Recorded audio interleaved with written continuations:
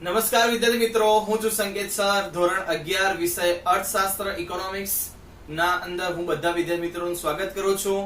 આજે આપણે અર્થશાસ્ત્રમાં પાઠ નંબર 1 અર્થશાસ્ત્ર વિષય પ્રવેશ નો અભ્યાસ કરીશું. આ પાઠના અંદર આજે આપણે મુખ્ય બે પ્રશ્નો જોઈશું, જેમાં પહેલો પ્રશ્ન હશે અર્થશાસ્ત્ર એટલે શું, અર્થશાસ્ત્રનો અર્થ સમજીશું. ત્યારબાદ આપણે અર્થશાસ્ત્રનો ઉદ્ભવ, વિકાસ કેવી રીતે થયો અથવા અર્થશાસ્ત્રને લગતા ઘણા બધા અર્થશાસ્ત્રીએ પોતાના જે મંતવ્ય રજૂ કર્યા છે એના વિશે જોઈશું.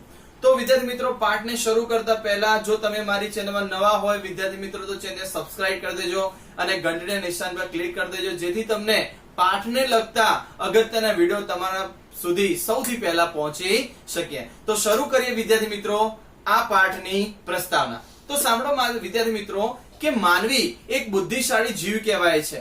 માનવીએ પોતાના અસ્તિત્વને કે જીવનને ટકાવી રાખવા માટે, ઉદ્ભવનો વિકાસ કરવા માટે સમાજ રચના, અર્થવ્યવસ્થા, સમાજ વ્યવસ્થા, અર્થવ્યવસ્થા, રાજ્ય વ્યવસ્થા, આમ ઘણી વ્યવસ્થાનો ઉદ્ભવ કર્યો છે, જેમાંનું આ અર્થશાસ્ત્ર એક ગણાતું હોય છે.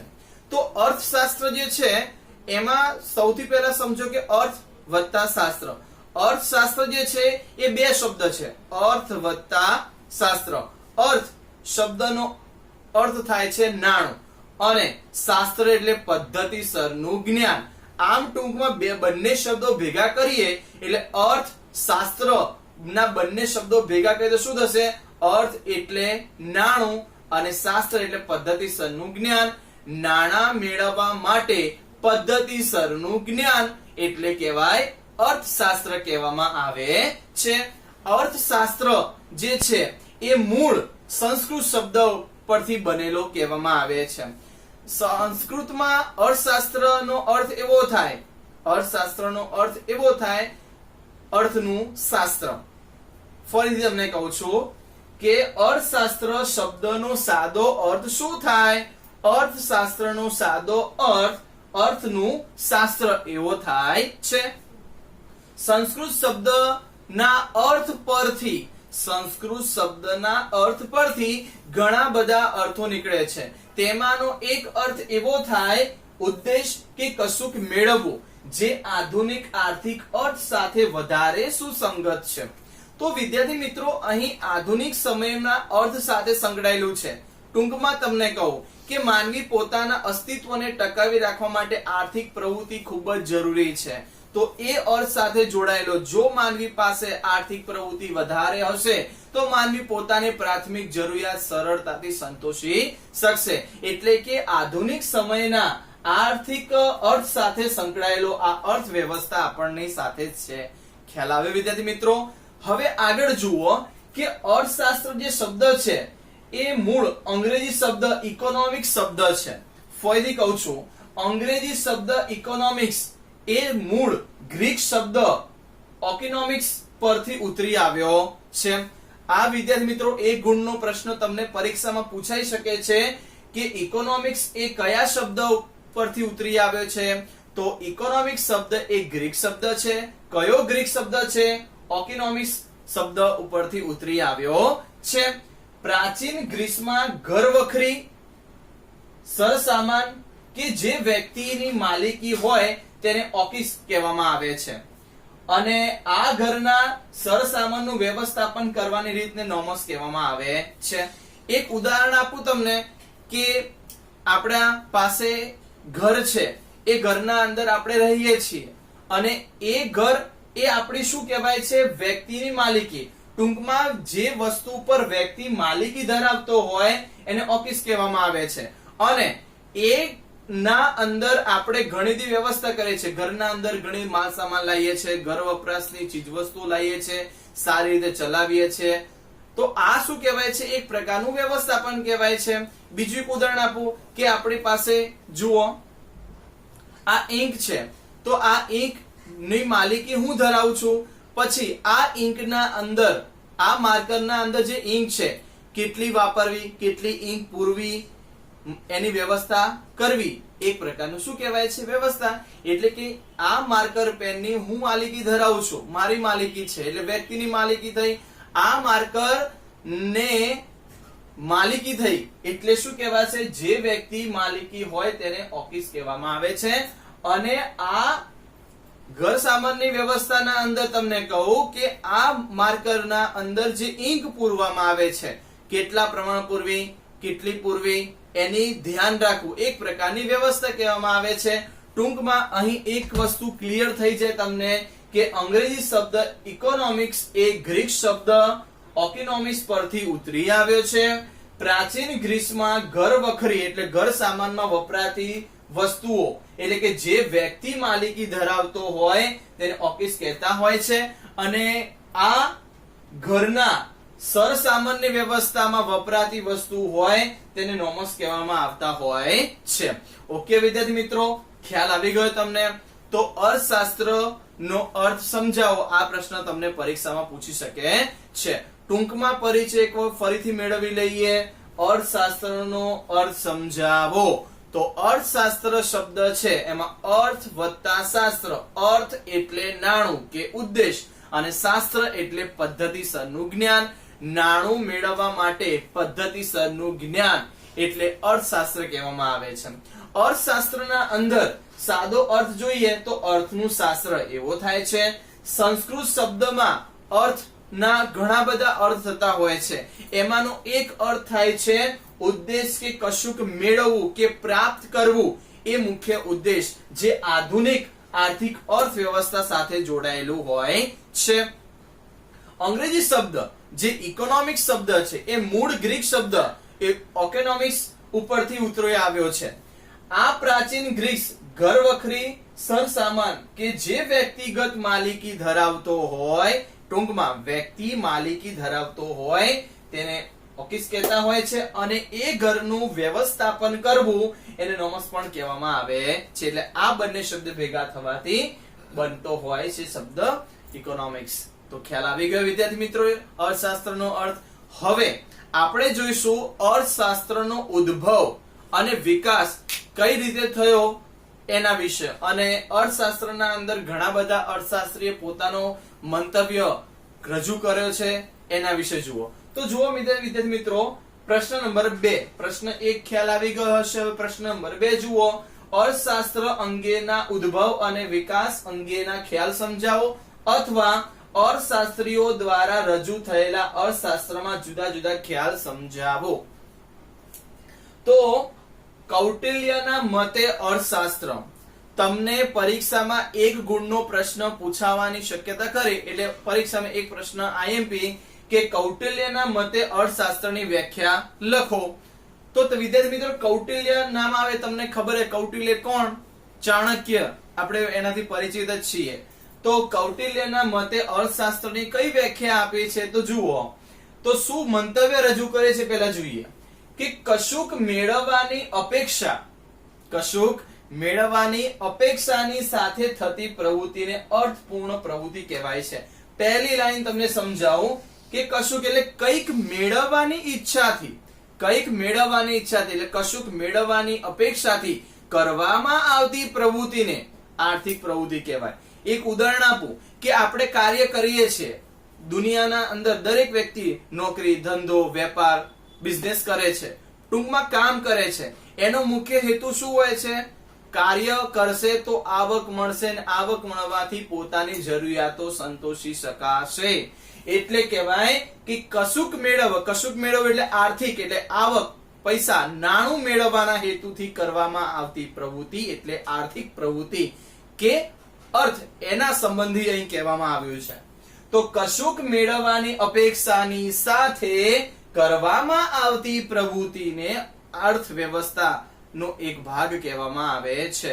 અહીંયા કશુંક મેળવવું એટલે નાણું મેળવવું ની ઈચ્છાથી એટલે ટૂંકમાં નાણાં મેળવવાની ઈચ્છાથી કરવામાં આવતી પ્રવૃત્તિ જે અર્થવ્યવસ્થા તરીકે પરિચિત ગણાય છે. ખ્યાલ આવી ગયો?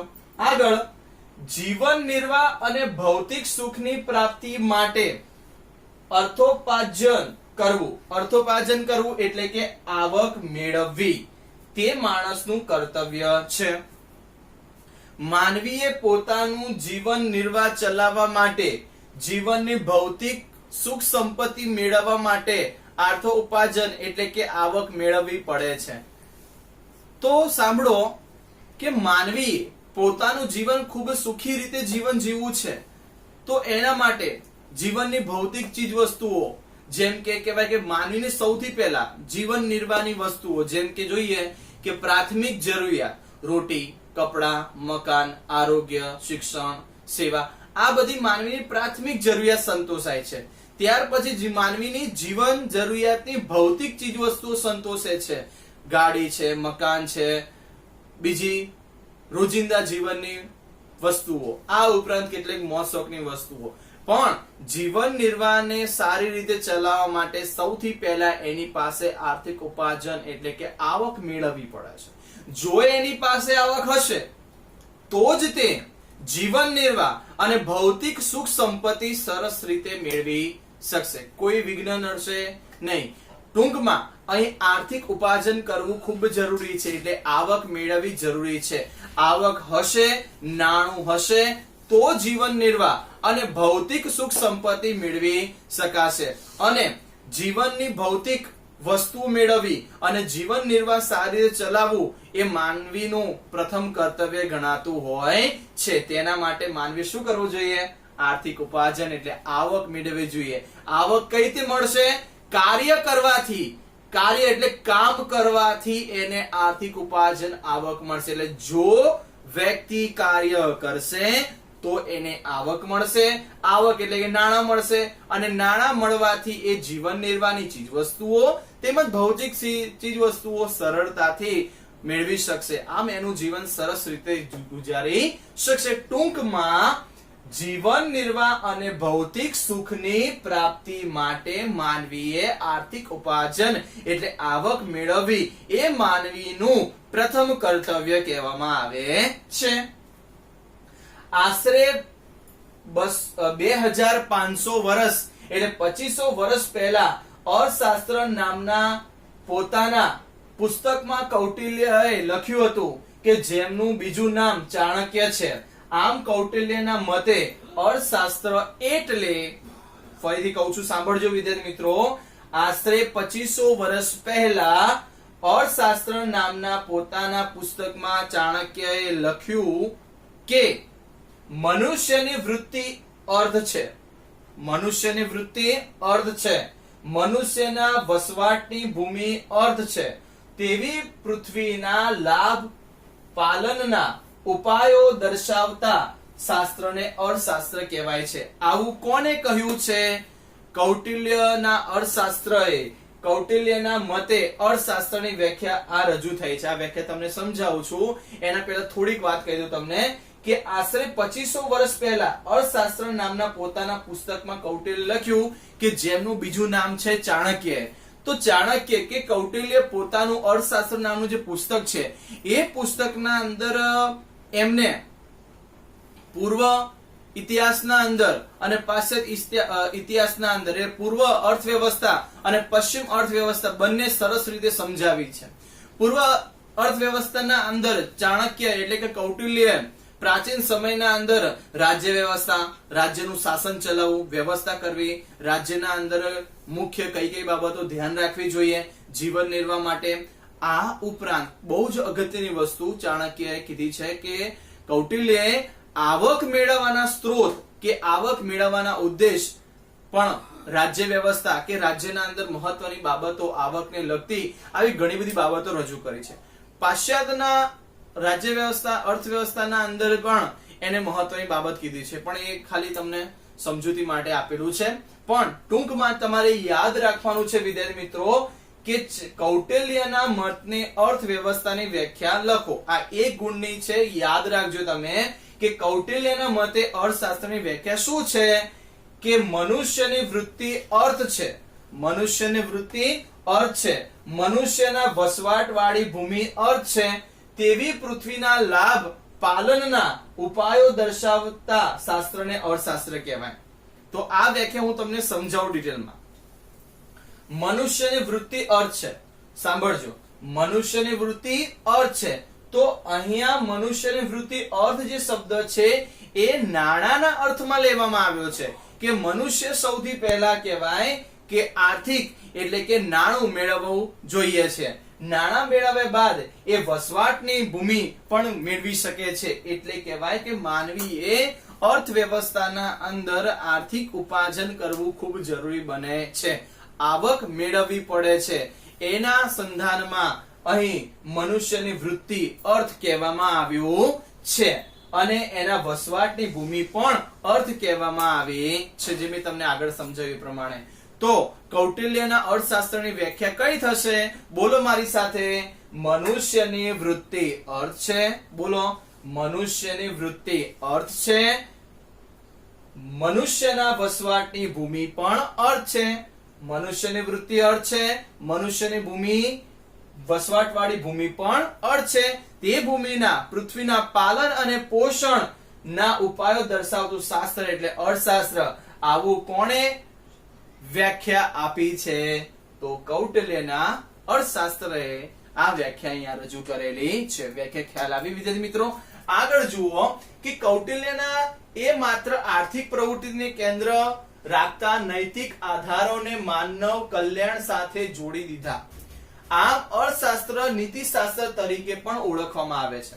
વિદ્યાર્થી મિત્રો, અહીંયા જે કૌટિલ્ય છે એટલે જે ચાણક્ય છે એને અર્થવ્યવસ્થા એટલે અર્થશાસ્ત્ર નામનું જે ગ્રંથ જે લખ્યું છે એના અંદર માત્ર માનવ જીવન ને અનુસંધાનમાં નહીં પણ એના માનવના આખા જીવનને પોતાના પુસ્તકના અંદર આવરી લીધું છે કે માનવી કેવી જીવન જીવવું જોઈએ, કેવી રીતે આવક મેળવવી જોઈએ, કેવી આર્થિક વ્યવસ્થાનું સ્થાપના કરવી જોઈએ.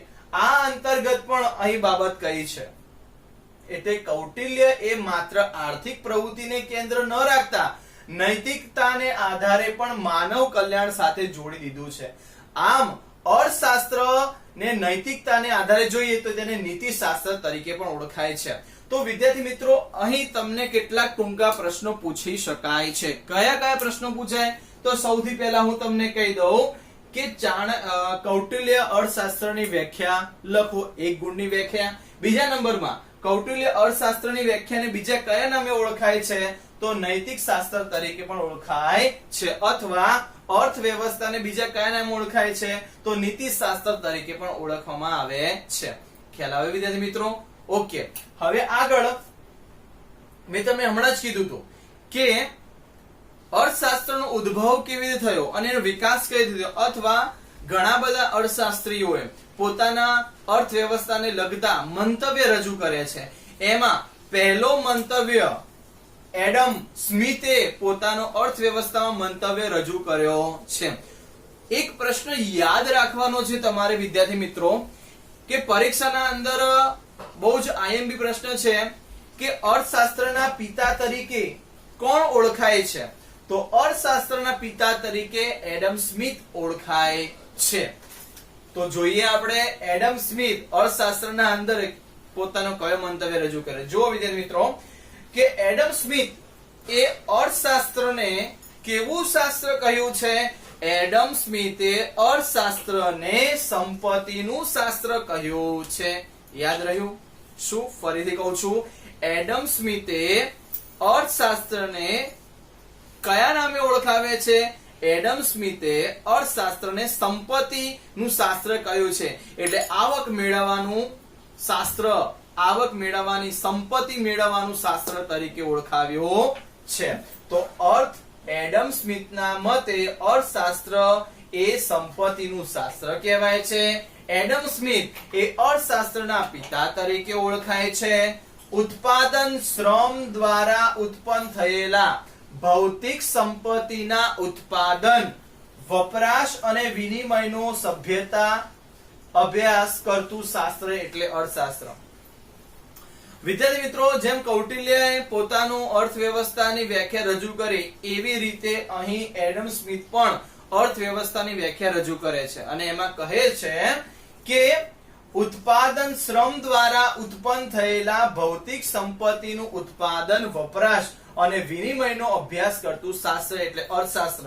જુઓ, ઉત્પાદક એટલે કે તમને ખબર છે કે સામાન્ય જે માણસ હોય છે એ નોકરી ધંધો વેપાર કરતો હોય, ખાસ કરીને વેપારીઓ જે ઉત્પાદન કરે છે, જે વેપાર ધંધો કરે છે, એ વેપારના અંદર વસ્તુનું ઉત્પાદન કરવામાં, ધ્યાનથી સમજજો વિદ્યાર્થી મિત્રો, કે જે ધંધાદારી હોય છે, વેપારીઓ હોય છે, જે વસ્તુનું ઉત્પાદન કરે છે, વસ્તુને ઉત્પાદન કરનાર ઉત્પાદક અને તેમાં કાર્ય કરનાર શ્રમ દ્વારા ઉત્પન્ન થાય છે. એટલે ઉત્પાદક દ્વારા વસ્તુને ઉત્પન્ન કરવામાં આવે છે અને જે વસ્તુ ઉત્પન્ન થશે એનું વેચાણ થશે અને વેચાણ થવાથી એને ભૌતિક સંપત્તિનું ઉત્પાદન એટલે કહેવાશે કે ઉત્પાદક દ્વારા કોઈ પણ વસ્તુનું ઉત્પાદન કરશે, ઉત્પાદન દ્વારા એનું શ્રમ થશે, એનું વેચાણ થશે, એમાંથી જે કંઈ નાણાં પૈસા મળશે એમાંથી ભૌતિક એટલે જીવન જરૂરિયાત વસ્તુઓ તેમજ ભૌતિક મોજ શોખની વસ્તુ પણ મેળવી શકશે. એમાં ઉત્પાદન કરી વિનિમયનો અભ્યાસ કરશે. એટલે ટૂંકમાં આવક ભેગી કરીને, આવક મેળવીને એ વસ્તુનું વિનિમયનો અભ્યાસ કરતું શાસ્ત્ર એટલે અર્થશાસ્ત્ર. અહીંયા વિનિમય શબ્દ આપ્યો છે. તો વિદ્યાર્થી મિત્રો તમને સમજાવું પહેલા કે વિનિમય એટલે શું. અત્યારના સમયમાં આપણે શું કરીએ છીએ, જ્યારે દુકાનમાં વસ્તુ લેવા માટે જઈએ તો શું કરીએ, દુકાનમાં જઈએ, ઉદાહરણ તરીકે તમને કહું કે આપણે એક સાબુ લેવો છે, ડેટોલ સાબુ લેવો છે, તો આપણે દુકાનમાં જઈશું તો આપણે વસ્તુ કેવી છે, વસ્તુ ખરીદવી છે. સાંભળજો, આપણે વસ્તુ ખરીદવી છે, પણ આપણે વસ્તુ ખરીદવા માટે આપણે શું આપશું, એને શું આપશું, પૈસા, નાણાં આપશું. તો પૈસાના સામે, નાણાંની સામે આપણને વસ્તુ મળે છે અત્યારના સમયમાં. પણ જ્યારે પ્રાચીન સમયમાં જ્યારે નાણાં ન હતા ત્યારે વસ્તુનું વિનિમય થતું હતું. કેવી રીતે, વસ્તુના સામે વસ્તુ મળતી હતી, વસ્તુના બદલામાં વસ્તુ મળતી હતી. એક ઉદાહરણ આપું કે એક કુંભાર છે, તો કુંભાર અને ખેડૂતને ઘઉં પાકે છે, પણ ખેડૂતને શું જોઈએ છે, ખેડૂતને એક માટલું જોઈએ છે અને કુંભારને ઘઉં જોઈએ છે. તો ખેડૂતે 1 કિલો ઘઉં કુંભારને આપે છે અને કુંભારે એ ઘઉંના બદલામાં એક માટલું ખેડૂતને આપે છે. તો શું થયું, વસ્તુના બદલામાં વસ્તુ મળી. એટલે કહેવાય કે એ રીતે વિનિમય પહેલાના સમયમાં થતો હતો. પણ અત્યારના સમયમાં મેં તમને કેવી રીતે વિનિમય થાય એ સમજાવ્યું. તો અહીંયા એડમ સ્મિથે અર્થશાસ્ત્રની વ્યાખ્યા સ્પષ્ટ કરી છે કે ઉત્પાદક દ્વારા શ્રમ દ્વારા ઉત્પન્ન થયેલી ભૌતિક સંપત્તિનું ઉત્પાદન કરે છે અને એ ભૌતિક સંપત્તિથી વપરાશની વિનિમયનો અભ્યાસ કરે છે. વસ્તુનું વેચાણ કરીને આવક મેળવે છે, આવકમાંથી નાણાં મેળવે છે અને એ નાણાંમાંથી નાણાં આપીને વસ્તુ મેળવતો હોય છે. ટૂંકમાં તે પોતાની ભૌતિક વસ્તુઓ સંતોષી શકે છે કે જીવન જરૂરિયાત વસ્તુ સંતોષી શકે છે. આમ એડમ સ્મિથે પોતાની વ્યાખ્યા રજૂ કરી છે. લાસ્ટ વાત તમને કહી દઉં, એડમ સ્મિથે પોતાની કઈ વ્યાખ્યા રજૂ કરી, ઉત્પાદક શ્રમ દ્વારા ઉત્પન્ન થયેલા ભૌતિક સંપત્તિના ઉત્પાદન, વપરાશ અને વિનિમયનો અભ્યાસ કરતું શાસ્ત્ર એટલે કહેવાય અર્થશાસ્ત્ર. આવો મંતવ્ય એડમ સ્મિથ આપે છે. એડમ સ્મિથ જે છે એ અર્થશાસ્ત્રના પિતા તરીકે ઓળખવામાં આવે છે. અહીં તમને એક ગુણનો બીજો બી પ્રશ્ન પૂછાય કે એડમ સ્મિથના મતે અર્થશાસ્ત્રની વ્યાખ્યા લખો. તો આ વ્યાખ્યા આવશે, મેં તમને કીધી એ કઈ વ્યાખ્યા, ઉત્પાદક શ્રમ દ્વારા ઉત્પન્ન થયેલા ભૌતિક સંપત્તિના ઉત્પાદન, વપરાશ અને વિનિમયનો અભ્યાસ કરતું શાસ્ત્ર એટલે અર્થશાસ્ત્ર. આ વ્યાખ્યા આવશે.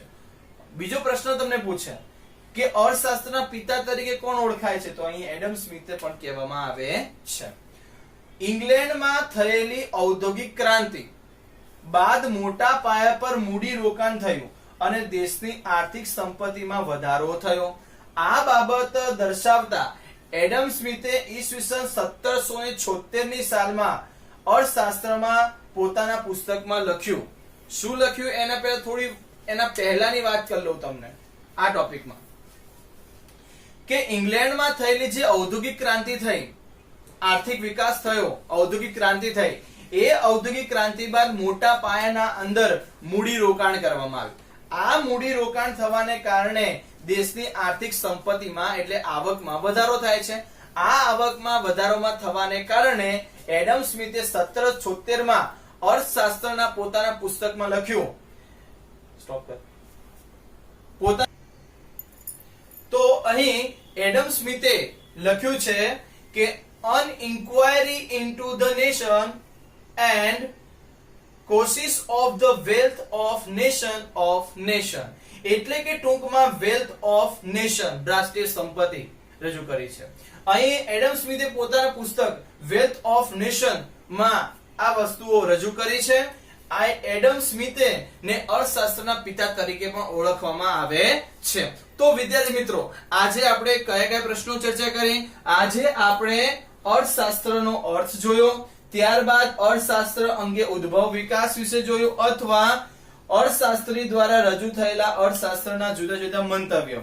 એના અંદર આપણે કૌટિલ્ય અર્થશાસ્ત્રના મંતવ્ય જોયું. બીજા નંબરમાં એડમ સ્મિથના મતનો અર્થ જોયો. હવે ભાગ 1 અહીં પૂરો કરીએ છીએ. ભાગ 2 ના અંદર બીજા જે અન્ય જે અર્થશાસ્ત્રીઓ છે એમના મંતવ્યો વિશે આપણે જોઈશું. ત્યારબાદ આર્થિક પ્રવૃત્તિ, બિન આર્થિક પ્રવૃત્તિ અને બીજા કેટલાક પ્રશ્નો વિશે ચર્ચા કરીશું. તો વિદ્યાર્થી મિત્રો, આ ભાગ 1 અહીં પૂરો કરીએ છીએ. હવે આપણે મળીશું ભાગ 2 માં. ત્યાં સુધી દરેક વિદ્યાર્થીઓને નમસ્તે.